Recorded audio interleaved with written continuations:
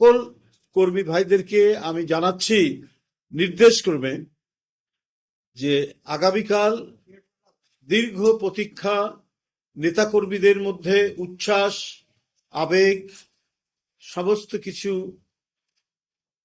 মিশে আছে তাদের হৃদয়ের মধ্যে। অভ্যর্থনা জানানোর জন্য আমাদের প্রিয় নেতা বিএনপির ভারপ্রাপ্ত চেয়ারম্যান জনাব তারেক রহমান, আপনারা ইতিমধ্যেই আমাদের অভ্যর্থনা কমিটির আহ্বায়ক জনাব সালাউদ্দিন আহমেদ সাহেবের কাছ থেকে শুনেছেন যে তিনি আগামীকাল বাংলাদেশ বিমানে করে আসবেন। তার বিমানটি প্রথমে ল্যান্ড করবে বাংলাদেশের ভিতরে সিলেট বিমানবন্দরে। সিলেট বিমানবন্দরে সেখানে এটা ল্যান্ড করবে। আপনাদের মাধ্যমে আমি যেটা জানাতে চাই যে সিলেট মহানগর এবং সিলেটের আশেপাশের জেলাগুলো বা সিলেট জেলার কোনো নেতৃবৃন্দ কেউ অহেতুক বিমানবন্দরে ভিড় করবেন না, বিমানবন্দরে সেখানে যাবেন না। উনি ওই বিমানেই ঢাকায় এসে পৌঁছাবেন এবং ঢাকায় উনাকে আমরা এখানে তার আয়োজনের যে প্রস্তুতি নিচ্ছি, তাকে তিনি আসবেন, এসে তার মা দেশনেত্রী বেগম খালেদা জিয়া আমাদের গণতন্ত্রের প্রতীক, সংগ্রামের প্রতীক, এদেশের এক মহান জাতীয় নেতা, তিনি আজ জীবন সন্ধিক্ষণে, জীবন সংকটে এভারকেয়ার হাসপাতালে রয়েছেন। তাকে দেখার জন্য তিনি আসবেন।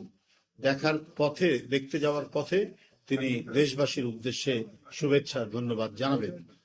তো সেই ক্ষেত্রে আমার মূল বক্তব্য হচ্ছে যে সিলেটের কোনো নেতৃবৃন্দ কর্মীরা সিলেট বিমানবন্দরে সেখানে উপস্থিত হবেন না এবং অহেতুক সেখানে ভিড় করবেন না।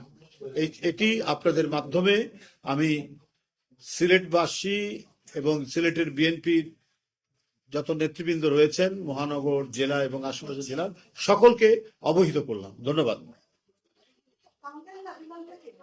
আমি যতটুকু জানি সেটা ওইখানে কি অ্যারেঞ্জমেন্ট আছে সেটা আমি বলতে পারবো না, তবে না নামারই কথা, নামলেও তিনি ওই ইয়ের মধ্যেই থাকবেন। আমি ওই বিষয়টা এখনো জানি না, না ওখানে নামবেন কি নামবেন না, তবে সেখানে আমাদের নেতা কর্মীরা কেউ ভিড় করবেন, যাবে না। তাদেরকে অনুরোধ করবো তারা সবাই মানে ঢাকায় চলে আসতে, ওখানে কেউ যাবেন না। এটা আমি নির্দেশক্রমে জানাচ্ছি আর কি। এটা অবশ্যই যেন তারা সেই জিনিসটা যথাযথভাবে এই নির্দেশটা তারা মান্য করেন, মেনে চলেন। ধন্যবাদ।